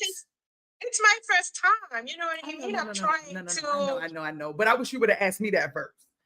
Like, and I would have said to you, I probably would not. The same thing I just told you. Like, you're supposed to be coming in there to infiltrate all of the divisions in there, not to go in there and work for. You're not an employee anymore, babe. Okay, that's what she said. Let it go. So you're gonna do either or. Which one you gonna be? You're not an employee anymore. You're an employer. So you have to let that go. Now, if you want to keep your nurse's license and do a shift here, there, it may not be under your company at the level now that you're at. Or maybe you have to go in and not sell that contract as the CEO and let someone sell the contract for you in another facility, but not that one. And if that's the case, then you can't be the one to plan to sell in that facility. But if you come in and sold this contract, you can't come in under the contract you sold and think that they're going to take you seriously and want to help you expand in different things like that. She's probably talking bad shit about you when you left. She's probably like, that was crazy. You know what I'm saying? But it's okay. You learn, and everything is a learning lesson. So you learn. But again, if you have a salesperson selling your contract and they don't know you're the CEO, then it may be okay to keep your licensure. But I think that at this point, you really got to decide: am I going to be a CEO or am I going to be an employee? And I want you to be the employer that you are. I want you going into that facility with your business suit on, with your briefcase, with your heels on, with your hair done, your nails done, with representing your organization like the boss that you are. Amen. Amen. Okay. All right. Yes. That's important. Okay. Because people see you based on who you are and your confidence and stuff like that. I do see nurses work shifts. I don't like that per se. I want y'all to go out there and hire people. But with that being said, I think it's a good idea for you all to you need more nurses. You never have enough. Okay? You never have enough. You never have enough. Yes, I have a lot of shifts I cannot cover. That's why you want to go in, that's why you're getting a recruiter, right? So that you can try to increase your head count. Yeah, you got to be recruiting and screening people every freaking day. Every freaking day. You want to have more credentialed nurses than anything so that you can actually make your places. I'm so proud of you though. Thank you. Good question. All she doing is leading back to the conversation I've been having more today, which is y'all got to have talent. You got to have talent. You got to be on that phone talking to your candidates are your capital. You got to get on that phone talking. Your candidates are your capital. Your candidates are your capital. Your candidates are your capital. And candidates are so weird today. They're not like they used to be. Dr. Castle said today has really reignited my fire. I was in a slump and wasn't really motivated due to fear and being overwhelmed with all I needed to do. Thank you all for sharing your successes and struggles. Thank you all. I will repeat that last sentence. Thank you all for sharing your successes and your struggles. It started out this morning with Ebony and it kept all the way trickling down through this class. And I'm very thankful for each and every one of you all believing not just in yourselves, but believing in me to be the one to help you on this journey.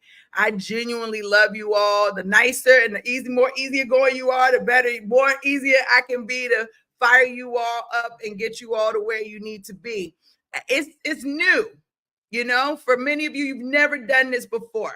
It's brand new. And so when you don't know what something looks like, the end result, it can look overwhelming. It can.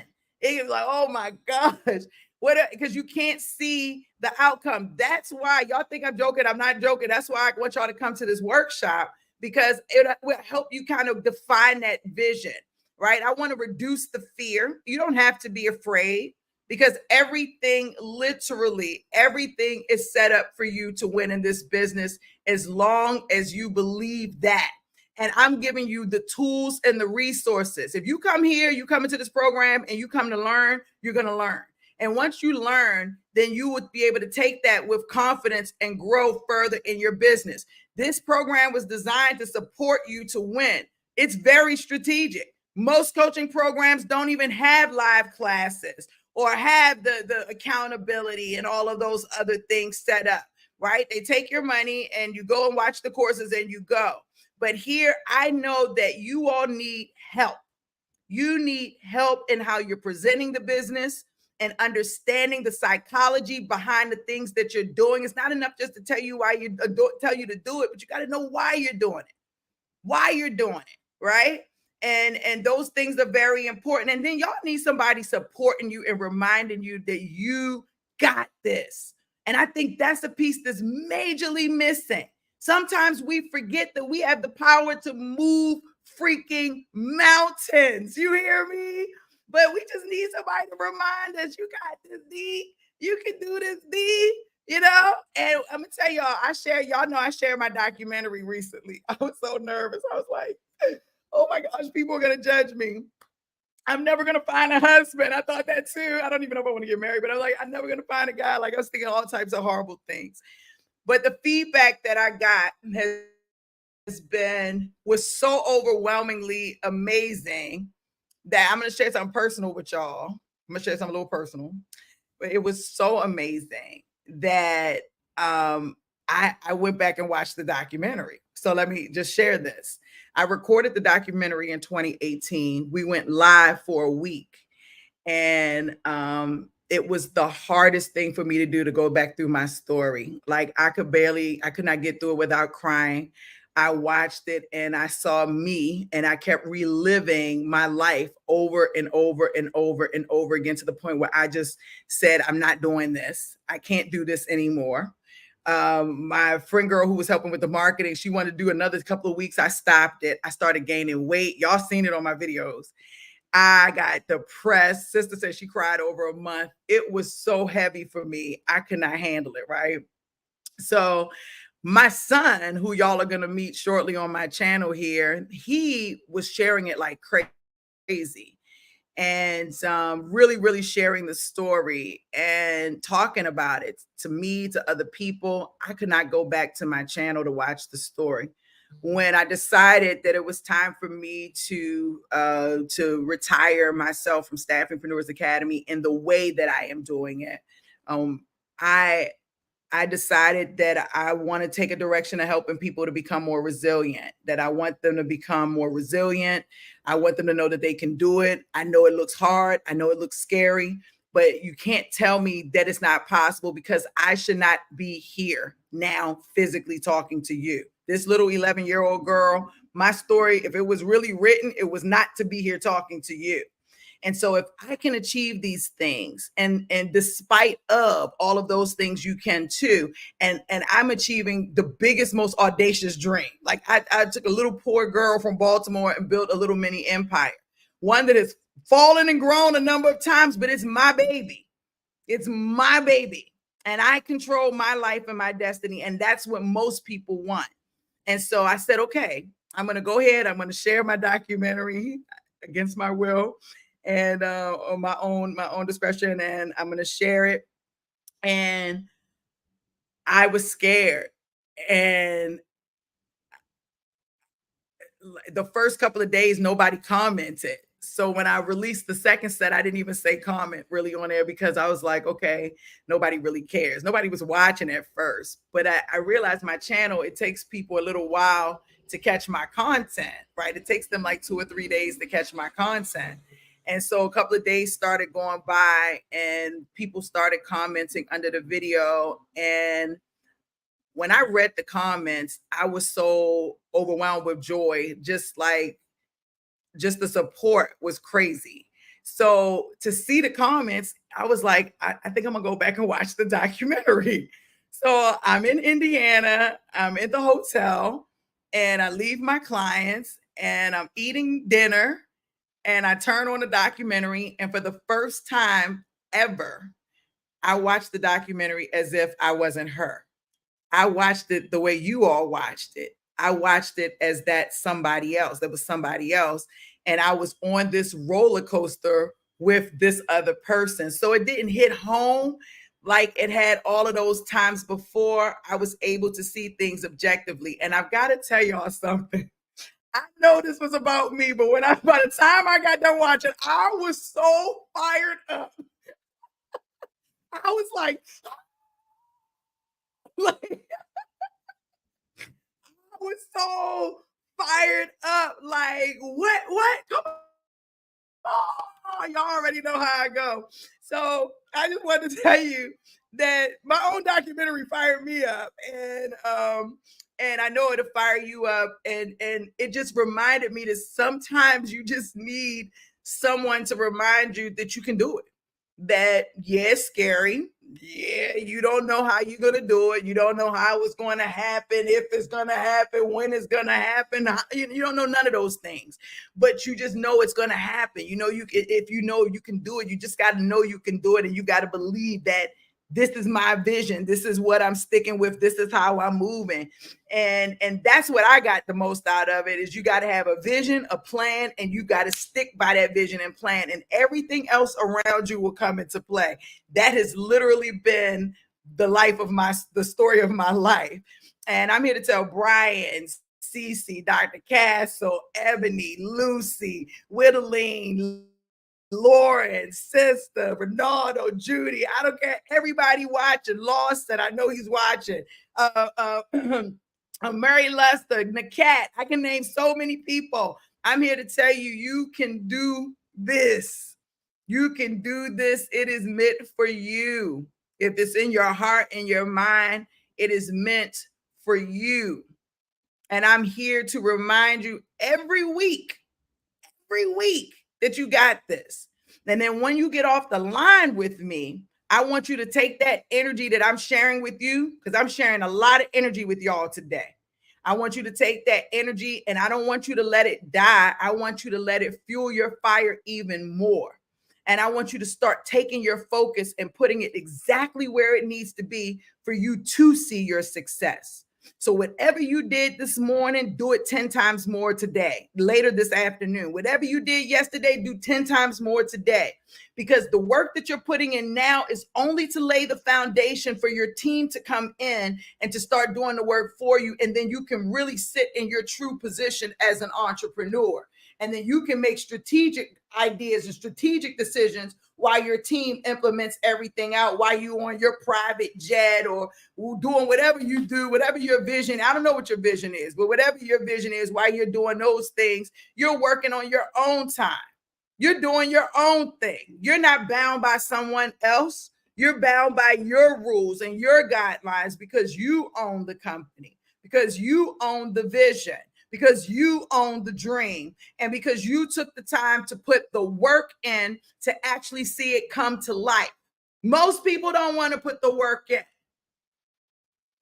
I said it, but it ain't me. Most people don't want to put the work. They'll put the money in. They'll invest the money and then blame somebody else. They'll invest the money and say it's your fault. No, it's your fault. You've got to do it, and you all can do it. All right, we getting off this line. Y'all got me fired up today. I'm over here. Y'all know I start jumping up in this joint. Y'all know how I get. I know how I get. Y'all know how I get. I get fired up over here. Y'all already know. And I start sweating. That flame be going. Turn up that flame. Y'all wait till I do my live conference. I got this vision in my head, hundreds of thousands of people in there just getting it in. Like, y'all just wait. Y'all watch. I'm coming. I'm coming for y'all. Coming for y'all. All right. So we ready to get through our work week. We ready to start implementing all the things that we learned today. Are y'all ready? All right. Jean said, I watched all 8 videos, was moved by your story. Thank you, Jean. Thank you for watching. I really appreciate you. Thank you, Dr. Castle. Thank you, Ebony. Sister, thank you for directing the documentary. If y'all don't know, Sister directed the documentary. She did the wardrobe for the documentary. Y'all look at the credits on the end. She did her work. And she really put a lot of heart and soul. She really produced as well. Produce. We all me, her and Lyric produced. But she did produce too. She did that, producing credits for sure. She put that story together. She allowed us to see a full vision, and we had so much content, so much footage that we didn't include. We were trying to really keep it down. I hope one day we can go back and add to it because it was a lot of stuff we didn't add. But we wanted to give you an idea. So when y'all get the book, y'all know the book is 10 times more intense than the documentary. We left a lot of stuff out actually. So yeah, shout out to Sister. She did the damn thing in real life. For those of you who really did watch that movie, I want you to go back and watch it again. And the reason I want you to watch it again, I want you to look at it from a different perspective, not from a physical perspective, but from a spiritual view. And then I want you to kind of assess who Dee really is. That's all I gotta say. Oh, look at that. She's gonna make me cry. Y'all already know I'm already emotional right now. I appreciate so what she's I just get amazed at God, because what she's literally metamorphing to is the call that she's always had from a child. And if we look at things, even in our life, I'm not going to say your life, I'm going to say my life. From a spiritual perspective, we come here very gifted, created, and with a mission and an intention in mind. And for those of you who believe that there is different forces out there, such as evil and good, God and devil, and enemy and God, Jesus. I'm gonna say the enemy. He comes to steal, kill, and destroy. So he brings these tactics to try to deter us, so that we have fear, or that we divert our direction to what we were meant to be and what we were called to be, because he knows the call on our life. So he comes to try to bring things that will discourage us. And so many times those things will be there in the background that may hold us back in whatever way. But it's not until we turn our face back to where we really originated from, towards the light and the direction of God, and really understand who he is and his forces, that we now realize that that's who we really are. We're connected to the divine, and we come into agreement with our purpose, and then the fire kicks in, and we begin to move more in that direction, and nothing can stop us at that moment.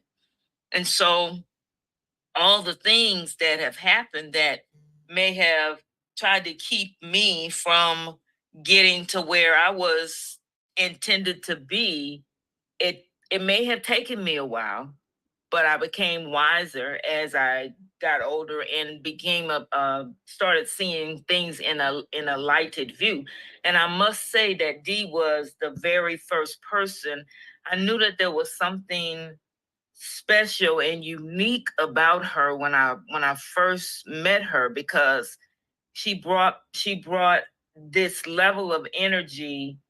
And it was the first time I started thinking of life as a form of energy. She brought new ideas. She sparked things in me that I didn't, that the culture, religion had made me shut out of my mind as if it wasn't real. And when I began to look into it more and began to consider things and starting seeing things in a different perspective and piecing it together, it took a lot of work, but I got there. And once I did, I started seeing things in a different perspective. And then I could relate and I understood when someone says energy, what they're referring to and how we present ourselves, the level of energy that we bring and the people that we draw near. And it was Dee that really, her language and her point of view is what really brought that to my attention. And a lot of times she probably thought I wasn't listening, but I was. And it changed my life so much so that I was able to come back and get in alignment with what I was supposed to be so that I could stand and create space for her to be who she was supposed to be, who she is supposed to be. So go back and watch that. Watch that documentary. It's amazing to see the transformation all this time of the things that she has done and where she's going. And yeah, just be grateful. Be grateful that you've had the opportunity to encounter and to be with her along this journey, because we're just the beginning. We're just the beginning. And that's that for real. That's all I'm gonna say. Oh my God, thank you, sister. And it's so funny you say that too, because now looking back, that was for me too, because looking back, it brought you back into alignment to be able to even tell my story. You know what I'm saying? Because I probably wouldn't have told the story like that or like at all, you know? Yeah, because I had experienced some of that as molestation as a child, which it was difficult at one point for me to even talk about that. And after hearing you speak and speak in different terms and terminologies and things, that there was a higher way of being, it caused me to really investigate that. And when I did, I started recognizing that there really was, and that was one thing that was holding me back. And I had to let it go. And when I let it go, I started being more of me. My voice started coming to formation. And then I started begin to really recognize that I could be what I really want to be. I didn't have to be, I didn't have to let others speak for me, you know, and then being in the military, there was another layer I had to take off of that. And so it brought it all back into fruition. And so it helped me to know my purpose here on earth. And I'm more serious about it than anything now, because I watched that. And the way that there was such a cleansing that took place afterwards.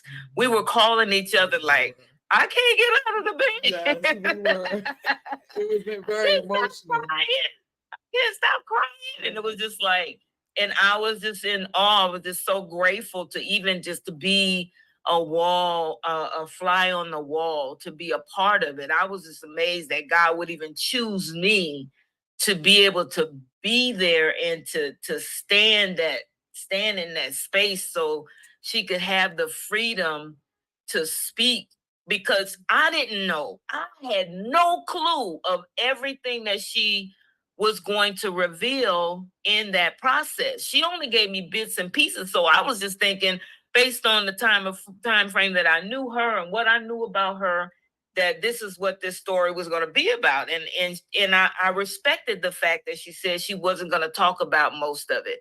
And so when she got to the studio and things just started coming out, it was just like, I was just like in awe that God chose me. He chose me to sit there and to listen, and that she trusted me enough. That was huge, that she trusted me enough to be able to listen and not be able to go and share her story or to try to exploit it or any of that stuff. Everything that she wanted to do with it, I respected it. And it was in her time and in her voice that she now is deciding to really to come and let this, you know, be heard. And it helped a lot of people then. And I can only imagine how many people it's going to help now. Because there are stages, even when we let things go, there are still stages that we have to walk in it's like it's baby steps, you know? And so, excuse me, it's all just coming to full fruition of watching her build, you know, this desire that's been entrapped inside of her all this time. And I feel we're looking at the next Tony Robbins, really. You know, it's like it's just amazing. And really, really, it's been a blessing to be a part of this journey with Dee. And I know that she's not done yet and that God's not done yet using her with what she has to do. Thank you. And I'll add one tiny more piece to that. My children also felt safe. Like, I'll just add one more piece. I was not in the room with them. They weren't in the room with each other. It was just them and sister. And they all expressed themselves and felt safe with her as well. Lionel poured his heart out, literally, you know. Yeah. And if you get through, most people have just watched part 1, but there are 8 parts. The 9th part, my son wants to be a part of. So we're going to go live, I think Sunday. He wants to actually answer questions and talk about it or whatever. So that's actually part 9. And we'll put it out in a little bit. But if you go and watch it, it's 8 parts. And I broke it down into 8 parts because it's almost 3 hours long. And my children are towards the end, but if you see, they poured their hearts out, and nobody knew. I didn't know that they were going to do what I did with sister. I know sister probably didn't think that, but they all had something to say, and they all, you know, were so open. And you know, as a parent, you be like, fingers crossed.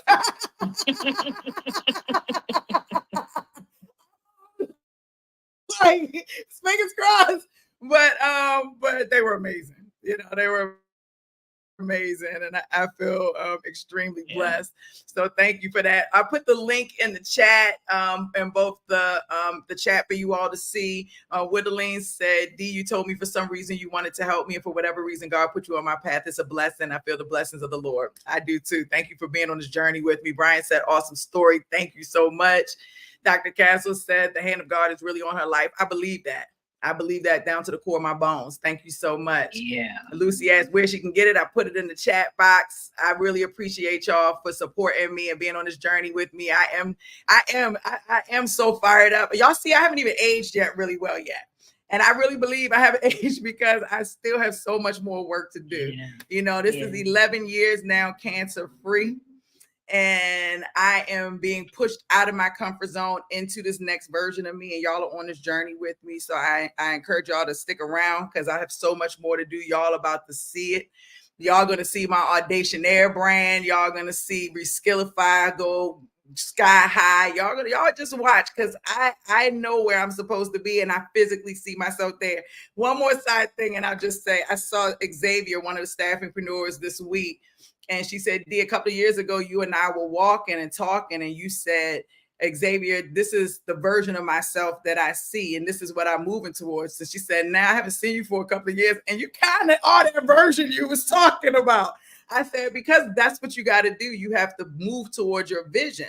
By any means necessary, ethically, you've got to move towards your vision every day, and it has to be the vein of your existence. You have to know, like, this is who I am. And even though there are parts of me right now that may not be showing up as that version that I want to be, the idea, the goal, the the thought, the do is to walk into that version. And yeah, it may take baby steps. It may take you a year. It may take you 2. It may take you 6 months, but you're going, you're doing. And when you're there, you'll know it. You'll feel it. It'll ruminate all through you, and you'll start to walk and show, and you'll show up as who you want to be. And then you'll be ready to plan that next version, because we should be constantly evolving, because change is inevitable. And if we're not moving with change, we ain't moving.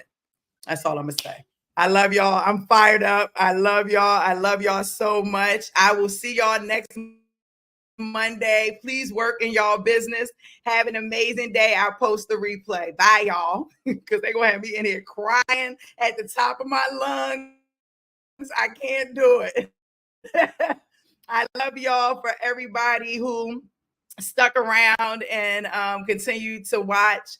Thank you so much. This was my live. Please like this video. Please subscribe to my channel. I'm so fired up over here. I'm sweating. Okay. You know, and please get a ticket to my event, like my last live event. Please get your ticket to the live event. We definitely want to see you there. I love y'all. Have a great